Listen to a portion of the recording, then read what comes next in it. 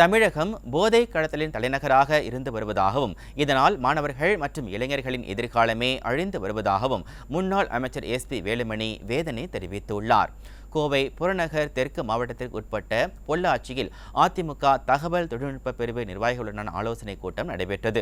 இதில் முன்னாள் அமைச்சரும் கழக தலைமை நிலைய செயலாளருமான SP வேலுமணி, முன்னாள் துணை சபாநாயகர் பொள்ளாச்சி ஜெயராமன் உள்ளிட்டோர் கலந்து கொண்டு ஆலோசனைகளை வழங்கினர். அப்போது பேசிய முன்னாள் அமைச்சர் SP வேலுமணி, நாடாளுமன்ற தேர்தல் நெருங்கிவிட்ட சூழலில் மக்கள் யாரும் திமுகவிற்கு வாக்களிக்க தயாராக இல்லை எனவும் திமுக இதுவரை மக்களுக்காக எதுவுமே செய்யவில்லை எனவும் குற்றம் சாட்டினார். ஒரு சில ஊடகங்கள் தவிர அதிகமான ஊடகங்கள் எல்லாம் எனக்கு திமுகவுக்கு அடிபணிந்து இந்த ஆட்சி 3 வருஷம் எதுவுமே பண்ணல, எந்த திட்டம் நடக்கல. 3 வருஷமா பொள்ளாச்சியில் நடந்திருக்கான், கோயம்புத்தூர் நடந்திருக்கான், தமிழ்நாட்டுக்கு ஒன்று நடக்கல. இதுவரை அம்மாவுடைய அரசு எடப்பாடி நிதியுதவி கொண்ட திட்டங்கள் தான் முதலமைச்சர் மு க ஸ்டாலின் திறந்து வச்சிருக்காங்க. இன்னைக்கு பார்த்தீங்கன்னா நாடாளுமன்ற தேர்தல் வந்துருச்சு. எந்த மக்களும் நம்முடைய பொள்ளாச்சி தொகுதி யாருமே திமுக ஓட்டு போறதுக்கு தயாராக இல்லை. திமுக ஓட்டு போட தயாரா இல்லை, அண்ணா திமுக ஓட்டு போட தயாரா இருக்காங்க. இந்த ஆட்சியில் எதுவுமே நடக்கல.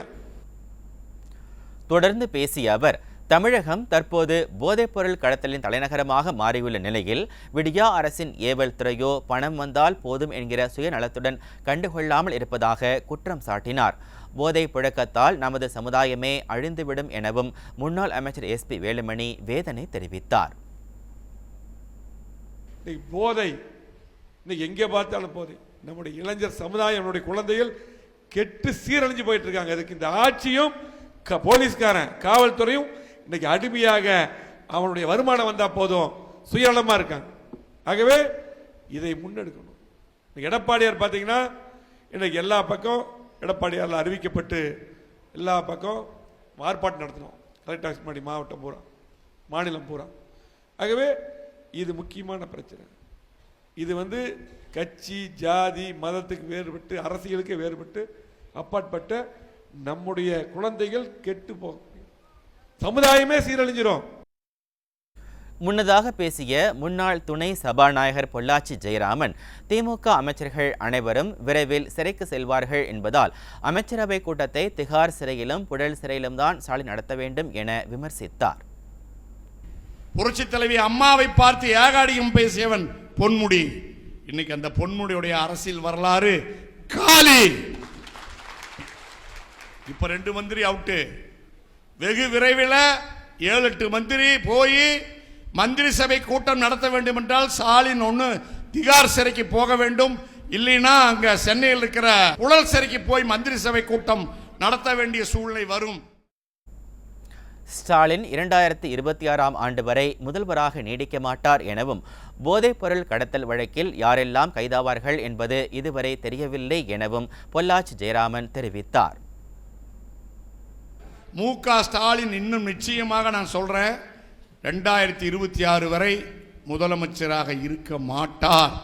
இருக்கக்கூடிய சூழ்நிலை இல்லை. இந்த போதைப் பொருள் கடத்தல் வழக்கிலே யார் உள்ளே போவார்கள், யார் சீரழிவை சந்திப்பார்கள், யார் தமிழக மக்களை ஏமாற்றினார்களோ அவர்கள் நிச்சயமாக தண்டிக்கப்படுவார்கள் என்பதனை சொல்லி விரைவில் எடப்பாடியார் தலைமையில் மீண்டும் அம்மா ஆட்சி அமையும். ஆலோசனை கூட்டத்தில் பேசிய கழக தகவல் தொழில்நுட்ப பிரிவு மாநில தலைவர் சிங்கை ராமச்சந்திரன், அதிமுக IT பிரிவினர் போடும் ஒவ்வொரு பதிவும் ஓட்டாக மாற வேண்டும் என தெரிவித்தார். நீங்க போடுற ஒரு பதிவு ஒரு ஓட்டாவது மாறுமா? நீங்க இப்ப இருந்து MP எலெக்ஷனுக்கு 150 பதிவு போட்டா ஒவ்வொருத்தருனாலையும் ஒரு 100 ஓட்டு நடுநிலையாளர்கள் ஓட்டு நம்மனால சமூக வலைதளம்னால ஒவ்வொருத்தர்னால வாங்கி தர முடியுமா? பிரயோஜனம் இருக்கு. இல்லாம 10,000 பதிவு போட்டாலும் பிரயோஜனம் இல்லை. அதனால நீங்க இனிமேல் எந்த பதிவு போட்டாலும் நீங்களே யோசிங்க, இந்த பதிவை போட்டா நம்ம கட்சிக்கு ஓட்டு போடணும்னு இவங்களுக்கு தோணுமா? தோணணும்னா வரிகள்ல என்ன மாத்தணும்? நான் அன்று இன்று நிறைய வீடியோக்கள் நான் போடுறது உண்டு என்னோட பக்கத்துல. நான் என்ன யோசிப்பேன்னா, ஒரு நடுநிலையாளர் இதை பார்த்தாருன்னா என்னடா சொல்ல வர்றாங்க அன்று இன்றுன்னு பார்ப்பாங்க. ஓ, ஸ்டாலின் அன்னைக்கு சொன்னாரு 5000 ரூபா கொடுங்க எடப்பாடியார், நீங்க என்ன வெறும் 2500 ரூபா தான் கொடுக்குறாங்கிறீங்க, 5000 ரூபா கொடுங்க பொங்கலுக்குன்னு சொன்னார், இப்போ 1000 ரூபா தான் கொடுத்தாரு. இந்த மாற்றத்தை மக்களே பார்ப்பாங்க. அவங்க பொய் சொல்றது தெரியும். இல்லைன்னா அரசியலுக்காக நம்ம சொல்றோம்னு நினைப்பாங்க. அவரே ஒரு பேட்டியில் தேதி போட்டு ஒரு மாதிரி பேசுறாரு, அவரே மாறி பேசுறாரு. அப்ப அதை பார்க்கும்போது அவங்களுக்கு ஒரு புரிதல் ஏற்படும், அது வாக்கா மாறுறதுக்கான வாய்ப்புகள் இருக்கு. அதனால நீங்க போடுற பதிவுகள் அப்படி இருக்கணும். ஸோ அப்ப content is the king, content தான் முக்கியம். இந்த ஆலோசனை கூட்டத்தில் வால்பாறை எம்எல்ஏ அமுல் கந்தசாமி, கழக தகவல் தொழில்நுட்ப பிரிவு மாநில தலைவர் சிங்கை ராமச்சந்திரன் மற்றும் அதிமுக தகவல் தொழில்நுட்ப பிரிவைச் சேர்ந்த இளைஞர்கள், இளம்பெண்கள் என ஏராளமானோர் கலந்து கொண்டனர்.